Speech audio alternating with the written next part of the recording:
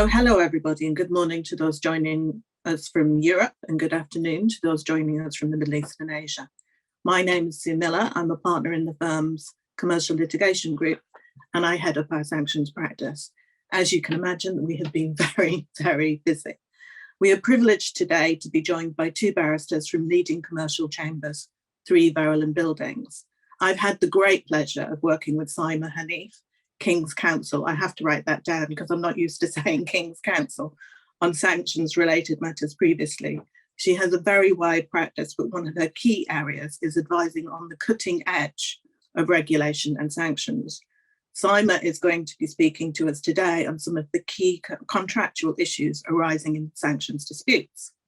Saima will be followed by Tom Rainsbury, with whom I've not yet had the pleasure of working, so we'll need to rectify that. Tom will be speaking to us on the enforcement of financial sanctions breaches. There's a lot to get through, but there will be time for Q&A at the end. You can use the Q&A feature to raise your questions as we go along. It's now my pleasure to hand over the mic to Saima and Tom. Many thanks for that, Sue, and thank you for the very warm introduction. First of all, a huge welcome to all of you, and thank you all for dialing in, and we're grateful to have you here.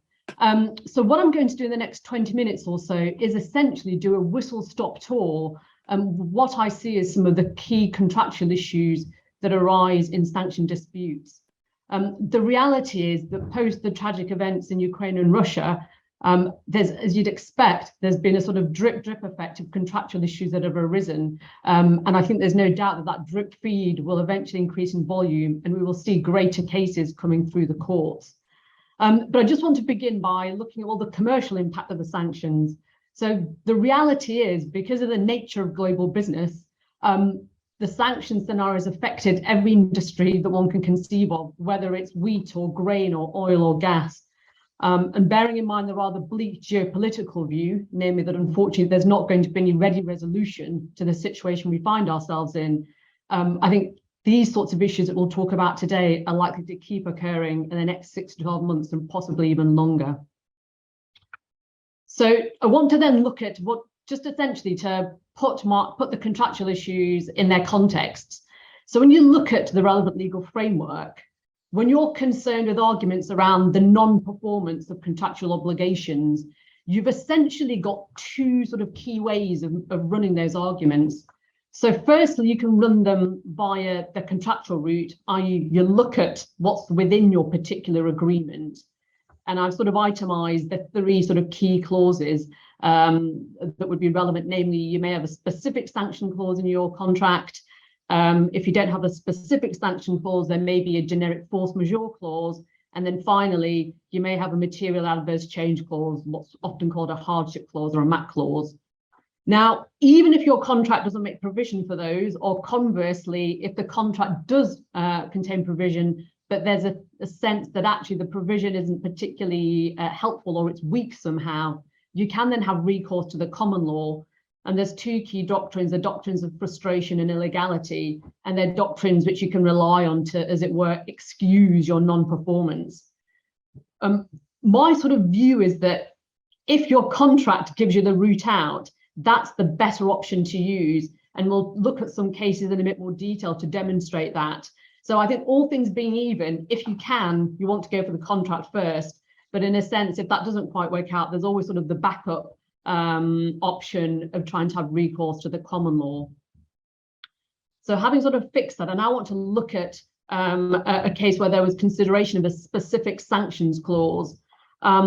It's a 2020 case, but because it's Court of Appeal authority, it's still a really sort of helpful, and obviously it's a binding judgment. I've got no doubt that there will be other sanction clauses that are going to make their way through the courts, and who knows further up. So this is LeMaser is definitely not the last word on it. It's just for the moment, it's probably the key authority. I'm sure some of you will be familiar with it, but for those of you who aren't, just to give you a very brief sort of overview of it. The parties in that case had entered into a facility agreement, so just a classic loan agreement.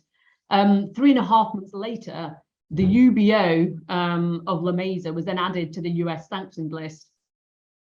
And what the claimant said in that situation is, well, look, I can't pay you interest on the loan, because if I do, I'll be exposed to the risk of being caught by the US secondary sanctions.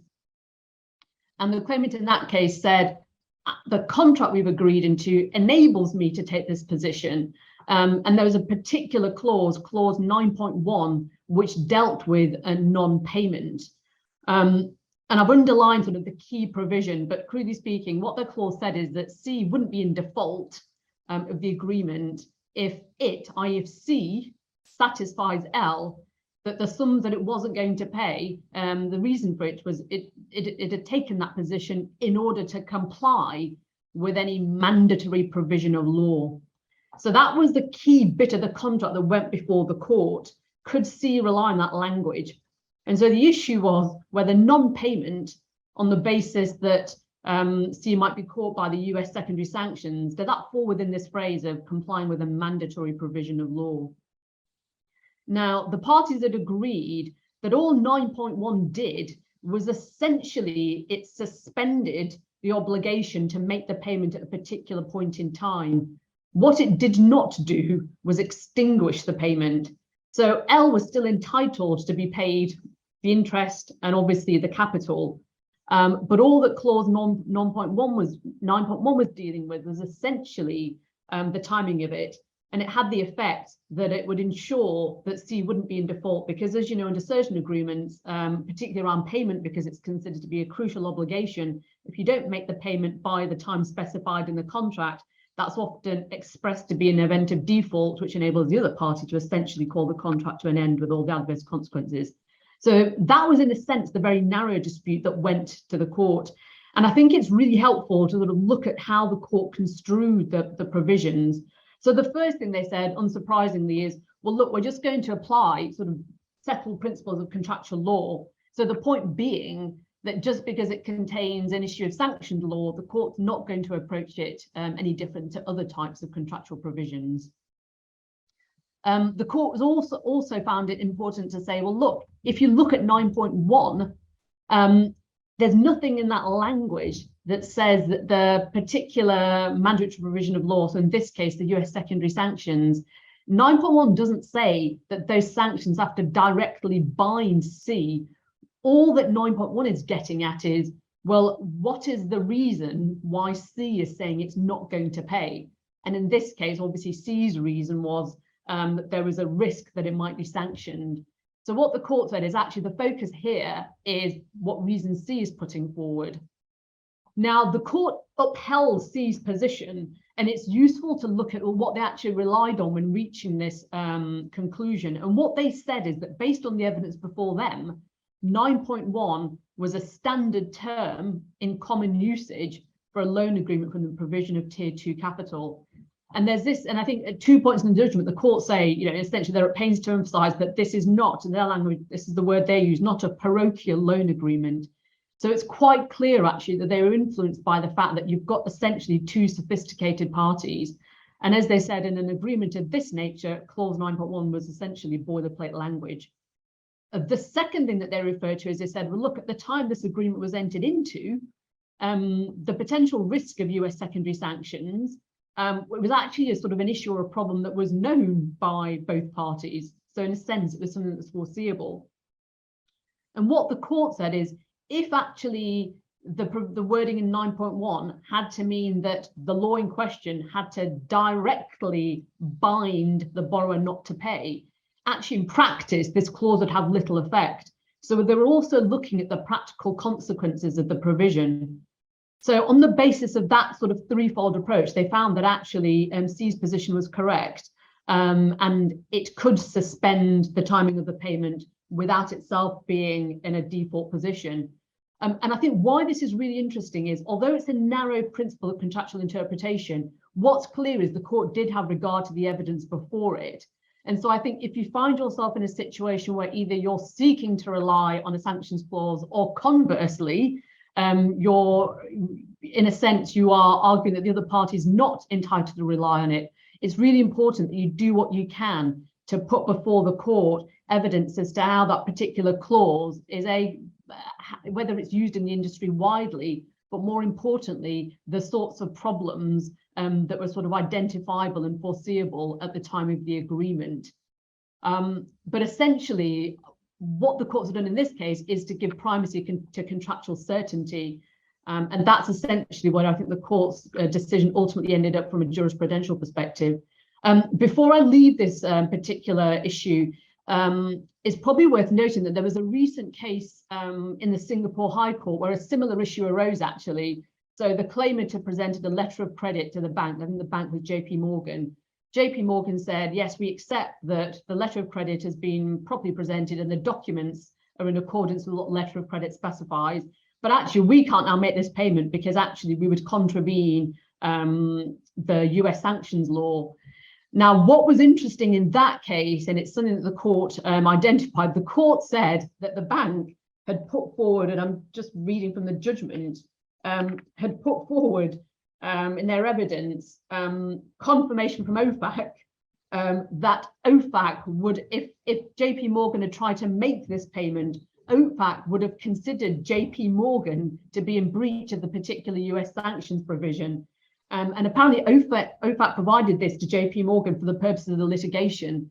And I think actually one thing I'm curious to say, which might be important for discussion when we get to the Q&A section, is actually whether Sue or anyone else in her team, what their view is as to whether OFSI would be quite so helpful if a similar dispute arose within the UK. But I think, again, what that Singapore decision also illustrates is actually the more evidence you can bring in to support your contractual interpretation, the more likely it is that the court will uphold it. So that deals with specific sanction clauses. If you don't have a specific sanction clause, you can rely on what's termed a force majeure clause. And again, happily, or as it were a fate of coincidence, there's been a recent Court of Appeal authority which considered a force majeure clause. And again, I'm sure it's one which some of the people in the audience may be aware of. Very, very briefly, I've set out the key facts on the slide, and just to sort of trot through them. MUR owned a ship. RTI were the charterers. They entered into an agreement. After the contract was entered into, RTI's parent company was added to the OFAC list. Under the terms of the contract, RTI had to pay in US dollars. Now, this proceeded initially as an arbitration. So before the arbitrators, the evidence suggested that if RTI had tried to pay MUR in dollars through an intermediary bank in the US, it was highly probable that the payment would not have gone through. So what MUR was saying is, well, look, we're going to rely on the force majeure clause because you can't pay us in dollars. We're not prepared to load the cargo or discharge the cargo because there's no certainty we'd get paid. And on that basis, we're essentially not going to perform the contract. Now, to get around this, RTI said, well, look, what we'll do instead is we'll pay you in euros in your branch in the Netherlands. And then actually your bank can just do pretty much an automatic conversion to dollars, and we'll cover the conversion costs, so there's no detriment to you. So that was RTI's what you might call practical proposal. MUR rejected it and they invoked this force majeure clause. There were 4 parts to their force majeure clause, and before the arbitrators, it was accepted that essentially A to C had been satisfied. So the sole issue before in the arbitration was whether RTI's proposal to pay in euros, did it sort of constitute reasonable endeavours? And what MUR was saying is, well, look, hang on a second, I've got a contractual right to be paid in dollars. You can't force me to forego that contractual right and therefore accept payment in euros. And MUR said, well, therefore, the problem cannot be overcome by this proposal of RTI. Interesting. So the arbitrators accepted RTI's proposal. They rejected what MUR said. So the arbitrators found, well, look, actually, the proposal to pay in euros, that does constitute reasonable endeavours. And the consequence of that reasonable endeavours proposal is you would overcome the problem. MUR appealed to the commercial court. And interestingly, the commercial court accepted MUR's argument. And crudely, what the Court of Appeal said is, look, where you've got a contractual right that performance has to be in a certain way, or in this case, has to be a certain currency, you can't expect the other party to give up that contractual right on the basis of a reasonable endeavours provision.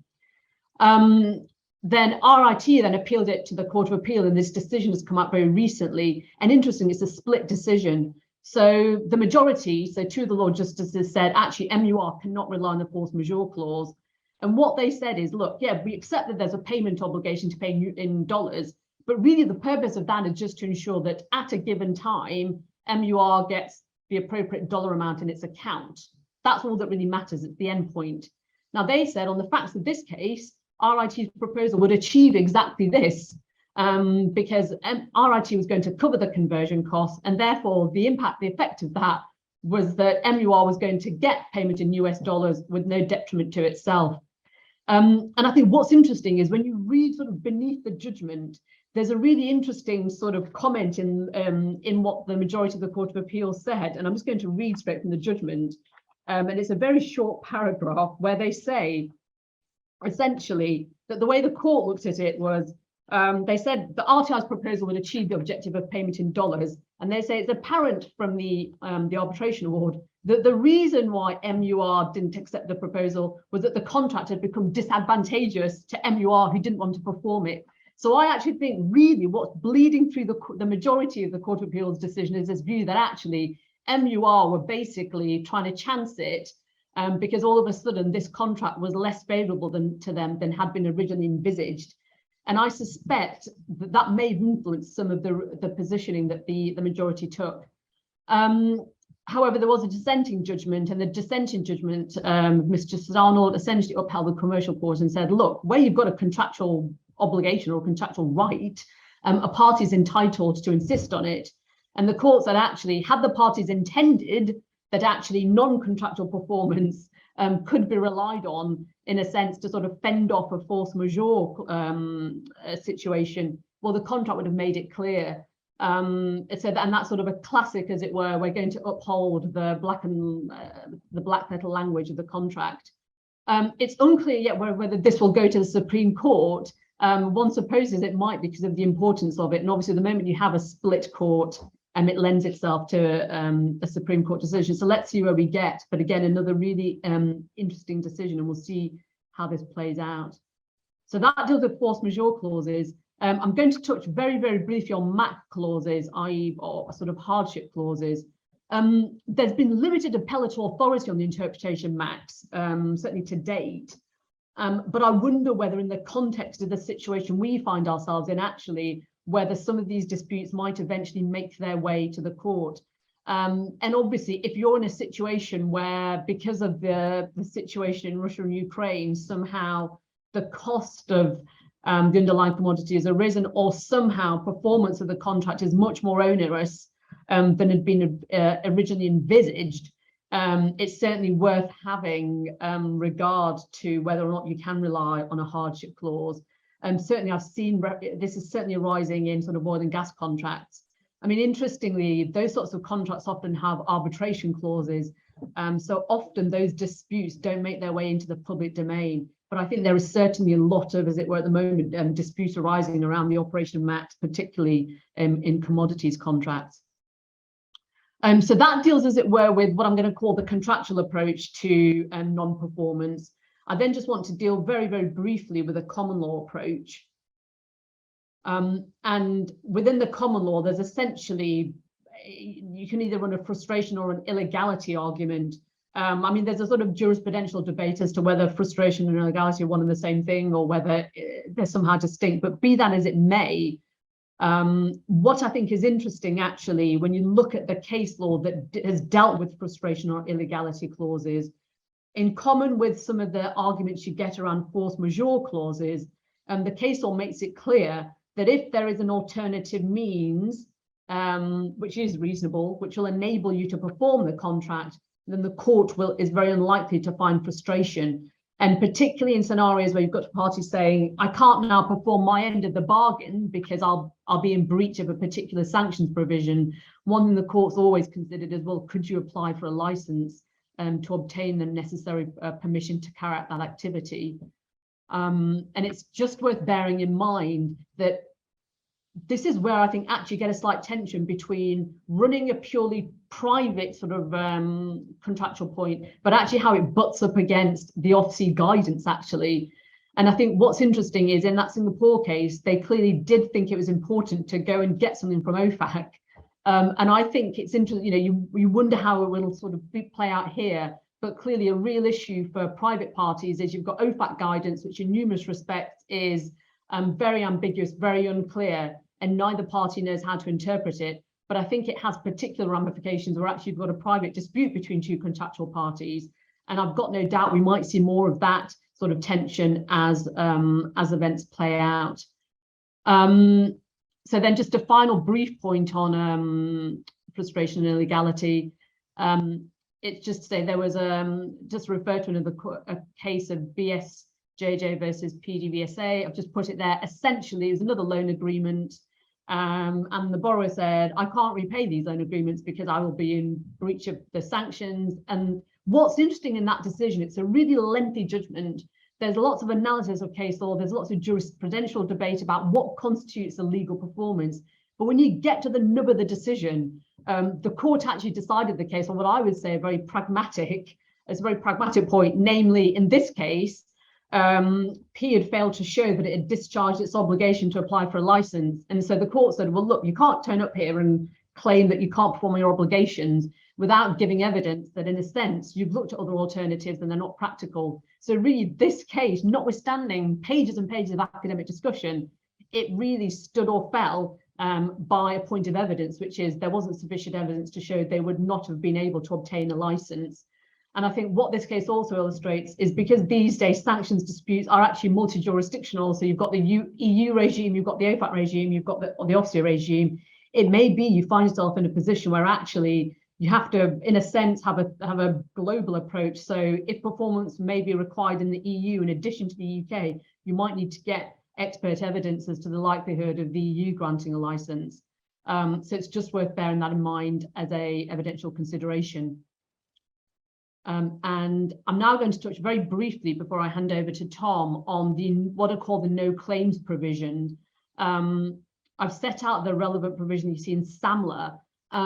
These provisions are still untested. So it's very much, I think we're very much what I'd say it's sort of, at the moment, it's very difficult to know how the court would interpret this, but I've certainly had situations where a party sought to rely on the section 44 provision, and it said actually to the other party, well, look, we don't think we're liable to you because we're going to rely on section 44 of SAMLA, and that says that if we have acted in the reasonable belief that our act complies with the various SAMLA regulations, then we can't be liable to you in civil proceedings. This provision has definitely cropped up. The really difficult question is, well, what does reasonable belief mean? And actually, my view is in situations like this, where you don't have direct authority on how a particular SAMLA provision is to be interpreted, or equally how the OFCE guidance is to be interpreted, it's really useful to look at other regulatory regimes where there may be sort of similar language or equivalent, as it were, concepts. And in terms of reasonable belief, this is a concept that crops up a lot in the financial services industry, particularly under FISMA. And there has been High Court authority that says, certainly under FISMA, the test is both subjective and objective. So in a sense, you first of all have to believe as a matter of fact that in your own mind, you do have a reasonable belief that you're complying with the applicable sanctions regime. But the objective view is, well, that has to be reasonable on an objective basis. And I think the classic way in which you would try to demonstrate that your belief was both subjective and objectively reasonable is, in a sense, by going to third parties. So let's say you're an FCA regulated institution, you'd be expected to have internal systems and controls to ensure compliance. And if your compliance officer said, actually, there are real issues here about whether or not we're going to breach SAMLA, that's the sort of thing you would look at when trying to establish your reasonable belief. So very little bit of authority in this. I think it's going to crop up repeatedly in private law disputes, and I think it's only a matter of time before we get a court determination on it. And then finally, you've got the equivalent provision in the EU regulation. I'm not going to run through it because I'm conscious of time, and I want, but it's all to say it's an equivalent provision. And it's actually important because if you've got a contract which may require performance in the EU as well as within the UK, or equally, it could just be actually you've got two different, there's two different aspects of it. You may also have to have regard to Article 11. My own view is it's really badly worded. And again, I think it's something that's going to have to be tested through the courts in order to understand exactly what some of the concepts within it mean. But the key thing to bear in mind with Article 11 is, unlike the provision in SAMLA, it's not a reasonable belief provision, i.e. it's not what do you think. Actually, Article 11 is really, well, it's based on the court's determination. And then the other point to bear in mind is under Article 11, it's only a defence to a claim by a sanctioned party or a party acting through or on behalf of a sanctioned party. And I've got a case at the moment where there's a huge dispute about how through or on behalf of should be construed within the EU instrument. The point being, well, so it's said that within different member states, that provision is interpreted differently. So it's all to say, I think we're going to see much more of these, particularly where they butt heads or sit very oddly with the OFSI guidance. It's a sort of area which is ripe, I think, for judicial determination. So with that, I'm now going to hand over to Tom, who's going to talk about the enforcement of sanction breaches.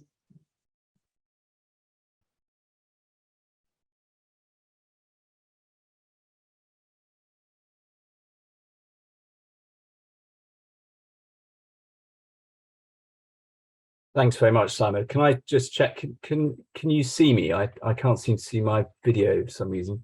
I can't see you, Tom, but I can hear you.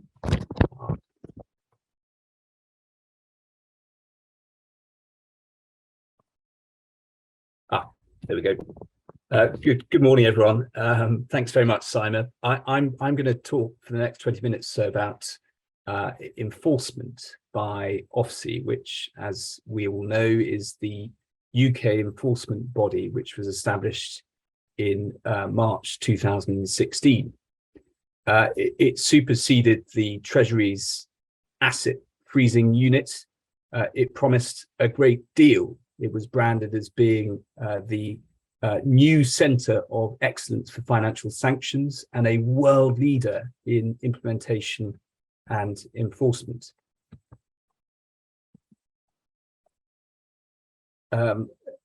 It was intended to replicate the work of OFAC.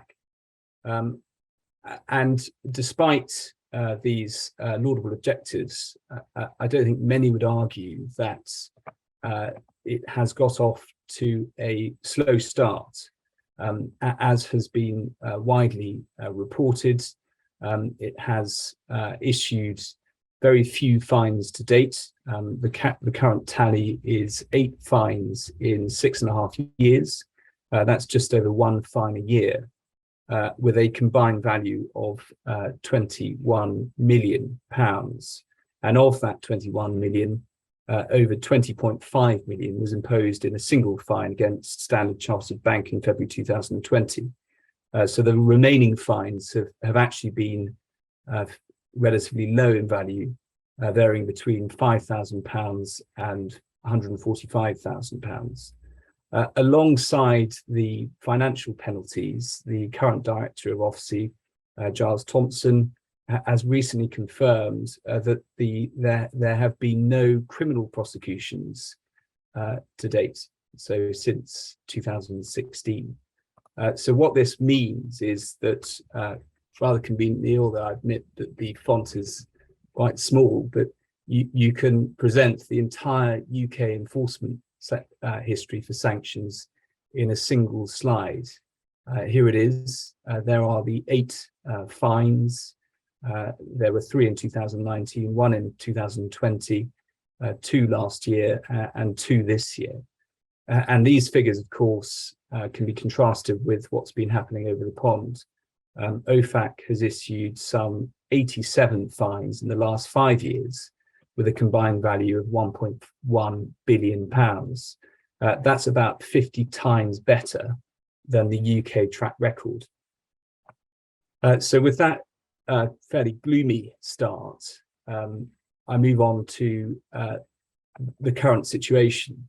One thing which is becoming abundantly clear is that change is already occurring and further change is on the horizon. Whilst it may be fair to say that there has been an enforcement gap in the UK to date, there has been an enforcement surge in recent months. And there is now, I don't think it can be disputed, a strong impetus to try and enforce the sanctions regime with real vigour. And that new momentum has been driven by a number of factors. First, there is now a real political will to act. Second, there has been mounting criticism of the enforcement record to date.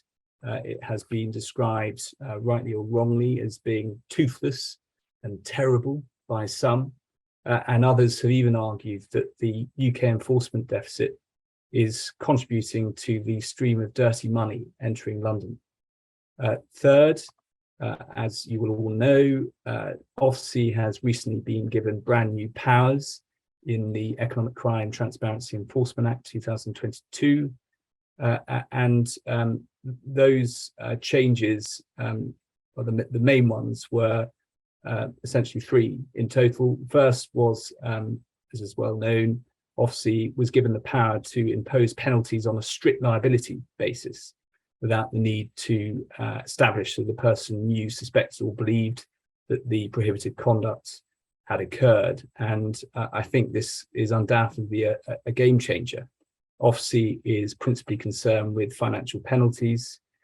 This will simplify its investigations, focusing on the more linear issue of whether or not a breach has occurred without having to look at the mindset of the person in question.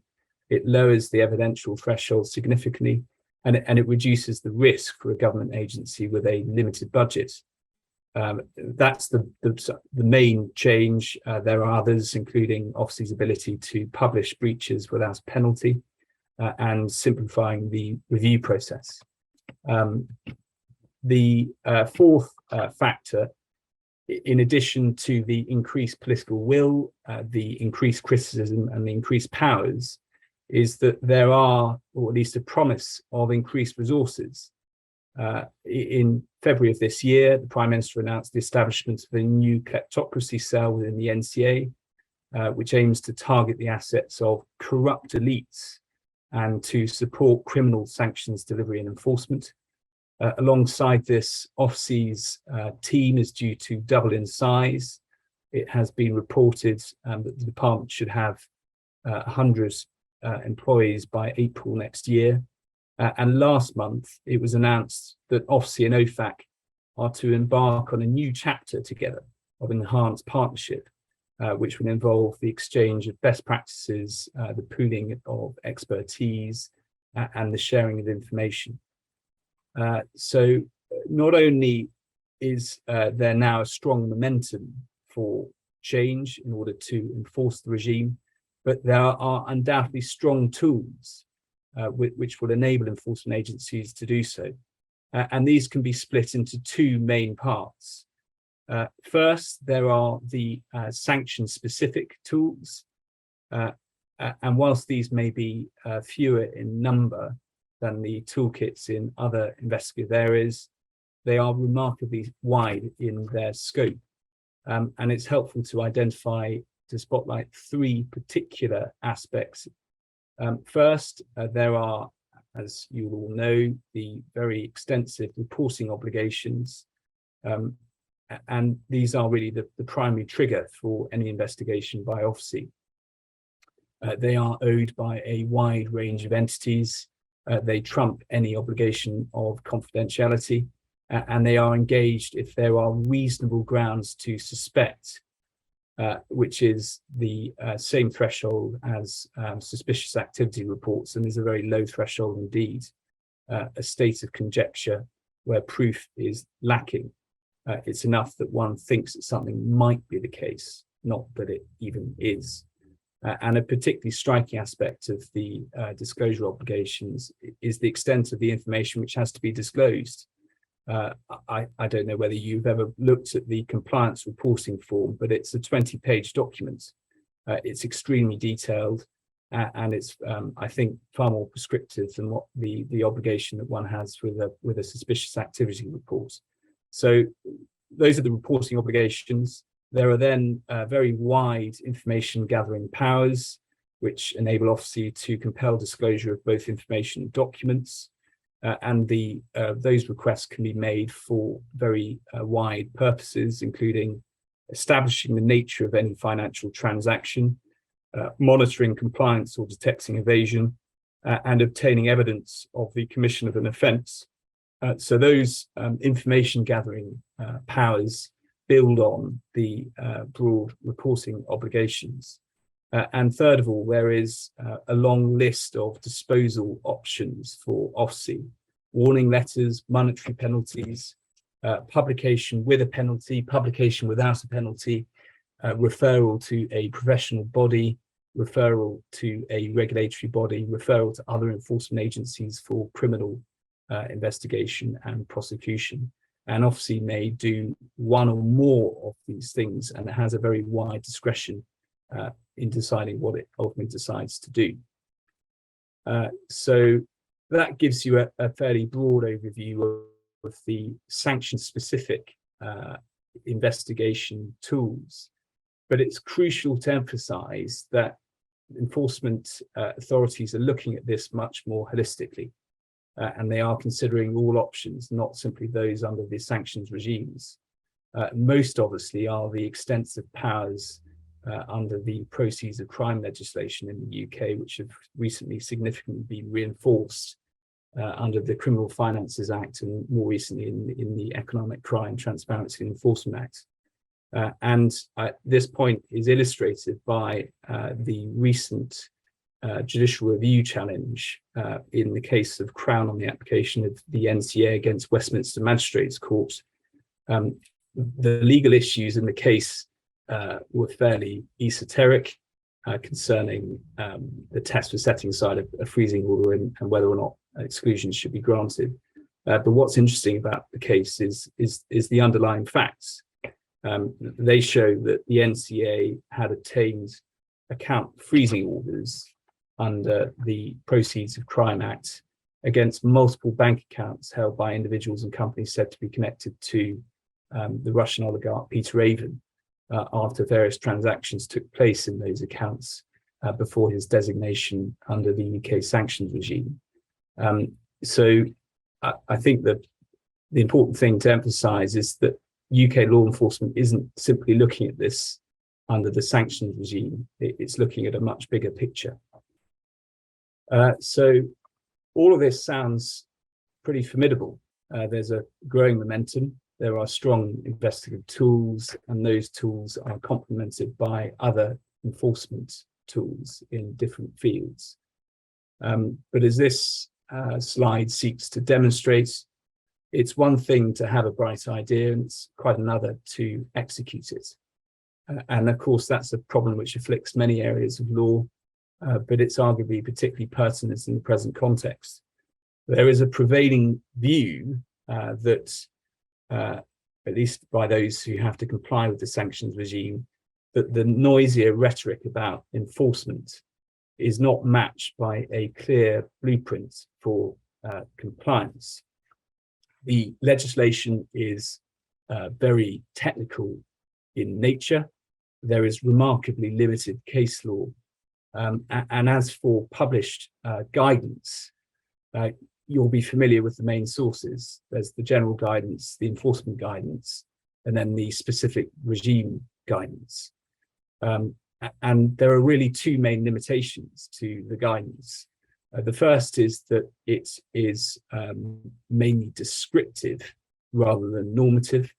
It principally describes what the rules in the legislation are, rather than what persons should do in order to comply with them.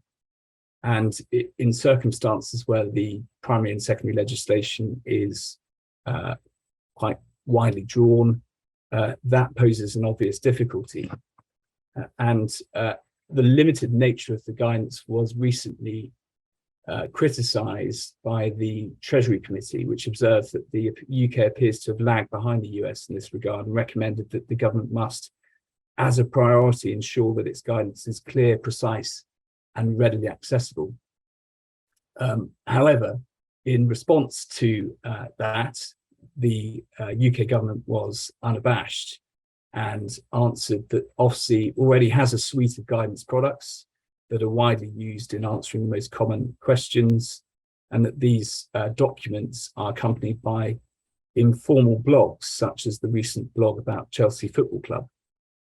It therefore seems unlikely for now that the UK guidance is going to undergo a dramatic transformation, at least in the short term, until there is further case law guidance.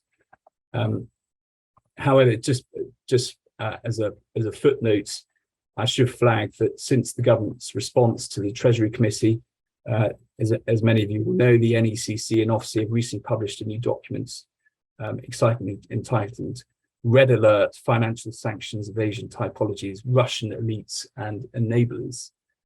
And this, it's fair to say, does offer a layer of guidance, but that guidance is on the specific issue of sanctions evasion, but perhaps unsurprisingly, it stops short of identifying what will or will not amount to evasion.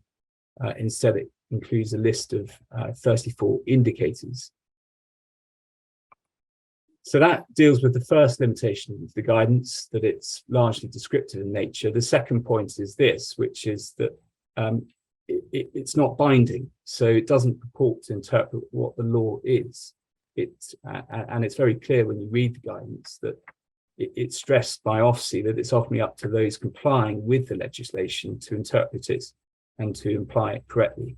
And that's a fairly major caveat.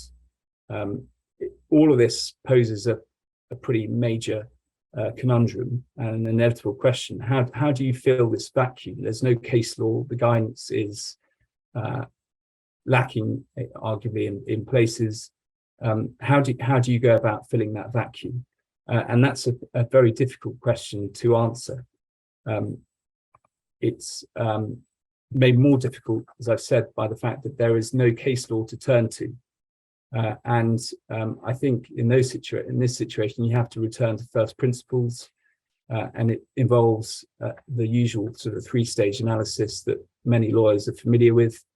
The first is the issue of identification. What are the facts? What is the applicable framework? In the sanctions sphere, what is the relevant secondary legislation and what are the relevant prohibitions? Second, having identified that, one has to construe the rules. Again, the guidance makes clear that that is ultimately a matter for the persons complying with the legislation. And familiar principles apply. One has to consider the language, and those provisions have to be construed in accordance with the wide statutory purpose. And absent binding case law, it may still be possible to look to other areas for assistance on the meaning of certain concepts. And any applicable guidance, if it does give guidance on the issue, can be used as a useful sense check. Finally, having construed the rules, it's a question of application. The law must be applied to the facts, and as every lawyer knows, every case is different. So of that sort of three-stage analysis, the most tricky stage is the issue of construction. And in 20 minutes, I don't have time to go through every prohibition in all of the different regimes. So I'm going to focus on just one prohibition, one regime, which is the circumvention prohibition in the Russia regulations. That's found in part 3 of the 2009 regulations. As you all know, that part contains a number of wide restrictions, but it's regulation 19. A person must not intentionally participate in activities knowing that the object or effect of them is whether directly or indirectly to circumvent any of the prohibitions in regs 11 to 18a, or to enable or facilitate the contravention of any such prohibition. And the starting point has to be the statutory wording, which is very wide. A person must intentionally participate. That's self-explanatory. The object or effect of those activities must be to circumvent or to enable or facilitate the contravention of the prohibitions, and the person must know this. But materially, the terms circumvent, enable, and facilitate are not defined in SAMLA or in the regulations. Faced with this conundrum, it's helpful to look elsewhere to get a sense of what they might mean. The first case is the decision of the European Court in Afro-Saabi. Here, the court was considering a circumvention prohibition in the council regulation containing restrictive measures against Iran, and it held that the prohibition covered activities by persons in respect of which it appears on the basis of objective factors that under cover of a formal appearance which enables them to avoid the constituent elements of an infringement. And the court subsequently used the term frustration.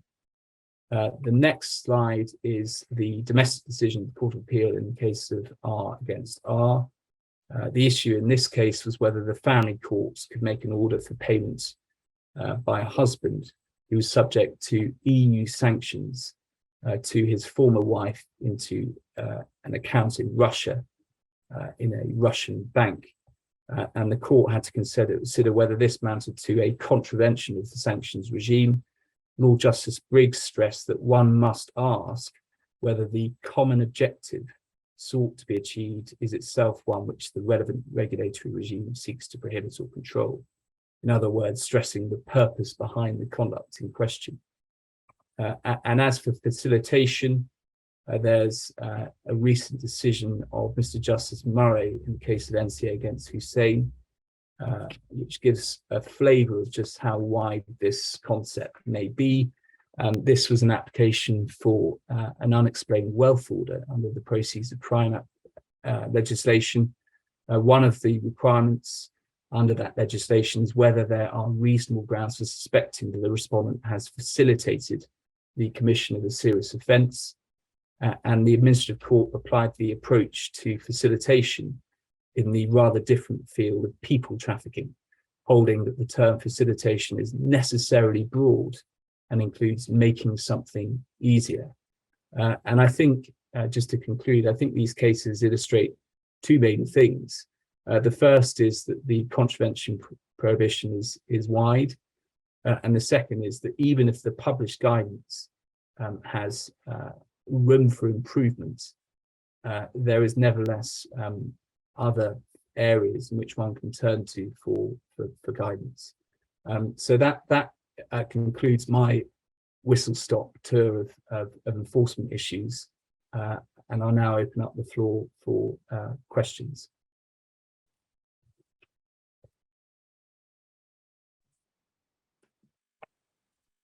Hi, does anyone have any questions? We've got nothing on the Q&A feed. I've got a comment for you actually, Sue. So I found that Singapore case really interesting because I don't know how they did it, but they got OFAC to give them a formal document which they could put in evidence. And I'm curious whether you think OFSI would ever be so accommodating. No, no. I think OFSI is very diffident. The only circumstances where I think you do get anything beneficial from OFSI is the only time we've seen it, at least publicly, is in the context of the special admins that we've seen in respect of VTB and Sparebank and Petroplast. You know, if you look at the Petroplast judgment, it starts off with, you know, OFSI being asked various questions, and the answer is always, you must decide for yourself. And I think they even suggested that the courts didn't have the jurisdiction to determine whether or not Petroplast should be put into administration. But where it's worked is basically where the party has either threatened or actually brought OFSI into the proceedings. At that point, OFSI has had to come off the bench. Right. We found, I mean, we've got similar issues at the moment, you know, where we're trying to determine whether a particular entity is owned or controlled by a designated person. And, you know, the red alert that Tom talked about mentioned all of the typologies, a number of which were in issue in this particular case. And OFSI has not yet come to a determination. And indeed, although the red alert says you should communicate and liaise with OFSI, Giles Thompson's view on a recent webinar was, we don't encourage speculative licenses. You must decide for yourself. So they haven't so far adopted a particularly amenable response. Yeah, I mean, that's absolutely right, Sue. And I think it's a particular problem for private law disputes, because actually what often ends up happening is that it's the private law dispute that's essentially used as a means of clarifying or understanding what OFSI means in its guidance. And you feel actually that's not how regulators ought to behave. They ought not to leave it to the parties or the court to flesh out what it means while they just stand back. And there was a very recent decision, I think, of Foxton's, which I think has come out in the past couple of days, the VTB decision, where as a result of the general license for legal fees, he was considering how it applied. And I think he actually said, OFSI's guidance says this in terms of how you apply it, where you've incurred legal fees pre the general license. And I mean, he basically said, I disagree with it. I'm going to interpret it this way. And we'll just get more and more of those decisions. I think the court saying, well, this issue's cropped up in a dispute I'm deciding between two parties, and I'm just going to give a view what I think about this guidance. And I suspect that in huge parts, given how vaguely worded the guidance is, and the fact that courts like precision, they may end up with a lot of judgments saying, well, we interpret it differently. You also wonder, see, where you might get more JR type actions actually, because sometimes the guidance doesn't marry on to what they can actually do under the legislation. I suppose my other point would be to agree with you again, Saima, that Section 44 of SAMLA and its EU equivalent are different, and one can envisage circumstances where clients are going to fall through the cracks. Yeah, definitely.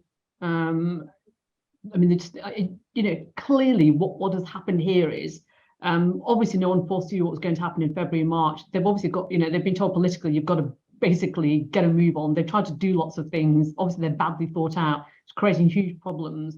And I think actually the only means of they're going to be resolved, I think, is when these things are litigated and make their way, ideally in the public domain, so that we can see the judgments. Yeah. So we do now have a question. Can you comment on the wine case from OFSI in September, to the enforcement action, whereby publicity was seen as an economic resource? I think it just shows how widely OFSI is, construing these obligations.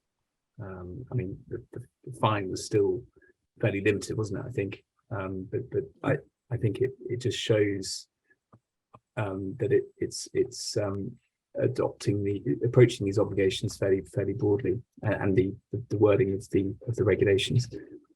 So I know before we started, you had floated this point about the 16th Amendment regulations, which I've had a really brief opportunity to consider. I think the point, so obviously they're not yet enforced. They're coming to force at the beginning of December, and they're introducing a new ban on UK ships and services facilitating the maritime transport of Russian crude oil. They're backed up with, you'd expect, a number of enforcement provisions. There's expanding the reporting obligation requirement, and more pertinently, there's an express provision dealing with a power to impose penalties. And I think, as I understand it, the question is, can the Secretary of State do by secondary legislation what has previously been done by primary legislation? Is that the point? So yeah. Previously it's been dealt with under Section 146 of the 2017 Act, and then as recently amended by the Economic Crime Transparency Enforcement Act. Now, I think this really hinges on whether the amendment falls within the scope of the delegated powers under the legislation. And I haven't had time to look at this in any great detail, but when you look at the 16th Amendment regulations, they have been made at the beginning, when you look at preamble and exercise of 18 different rulemaking powers in SAMLA. And for me, instinctively, it will depend on, I agree it is odd that, it's previously been dealt with by way of primary legislation. But under SAMLA, the Secretary of State has been given these delegated powers in order to issue further regulations. And presumably it will depend on whether by dealing with it under secondary legislation, whether rather than primary legislation, is that within its delegated, the Secretary of State's delegated powers, and that will depend on the construction of the relevant provisions in SAMLA. Now, I think when you look at the preamble of the 16th Amendment regulations, I think there are 18 different rulemaking powers in SAMLA, which are referred to, and I haven't had a chance to go through all of them. So I need to do that in order to answer the question fully. But I think, as a one observation is that the provisions, again, are pretty wide. So if you look at section 1 of SAMLA, that defines sanctions regulations as including regulations which make supplemental provision in connection with the imposition of financial and shipping sanctions. For me, it will depend on, yes, the Secretary of State has undoubtedly been given powers to impose rules, and whether it has the power to impose, to make regulations dealing with financial penalties, even though up until now that's been dealt with by way of primary legislation, will depend on whether that's within the scope of the delegated rulemaking powers. So sorry, that's a fairly convoluted response, but that was my sort of initial thinking on it.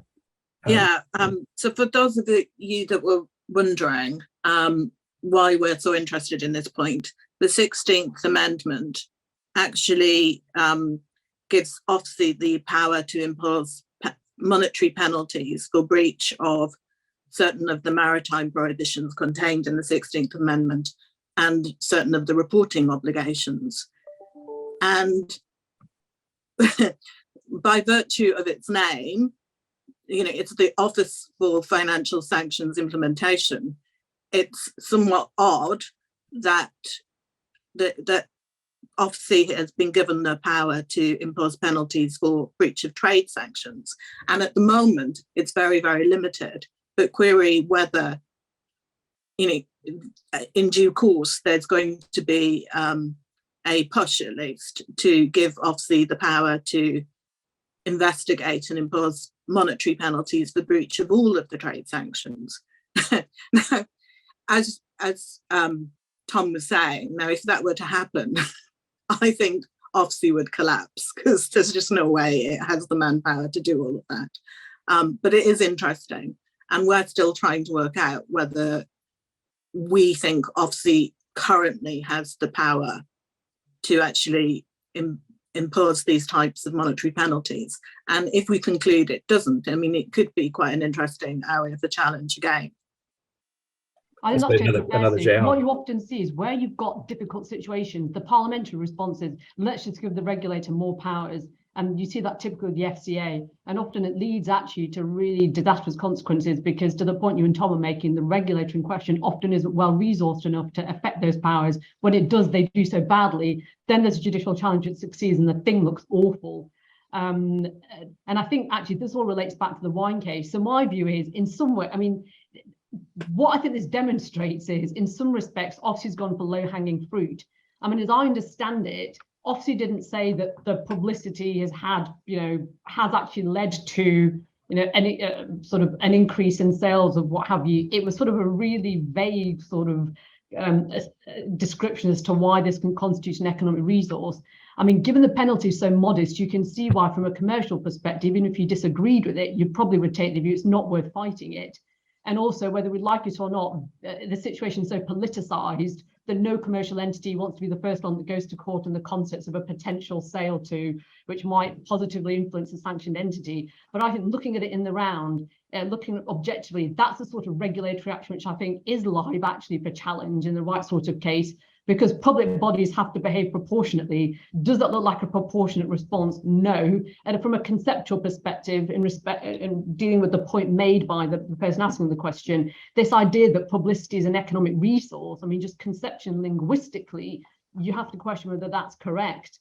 So I think a lot of what OFSI is doing, I think actually it's potentially unlawful, but the difficulty is, I think, because these things are so politicized, understandably, clients don't really have an appetite, I think, to challenge them, particularly where, in a case such as this, the consequence of it from a purely economic perspective is low. I think that's right. I mean, it just reminds me of a conversation that I had with a regulator at OFAC years and years and years ago now. And I said something like, do you not consider that there might be a breach of natural justice? And his response was, what's natural justice? But your point, Sue, is really well made, because you do see it with other regulators. They forget that they are still public bodies. So in addition to the statutory framework, actually you have to overlay it with public law principles and duties. And I think actually it's the combination of the two, when you read them together, that often some of the egregious stuff you're seeing, particularly where at the moment there is so much confusion around, does Ofsted actually have the power to do what it's doing? You're classically in the paradigm that you're describing. Yeah, so unfortunately we've run out of time. Thanks both for a very educational tour through some of the very difficult sanctions issues that we've been grappling with and are likely to have to grapple with for some considerable time, it seems to me. I'm sure that the audience will have found it as excellent as I did. So thanks once again to Saima and Tom. No, thank you very much, Sue. Thanks all. Thanks, take care.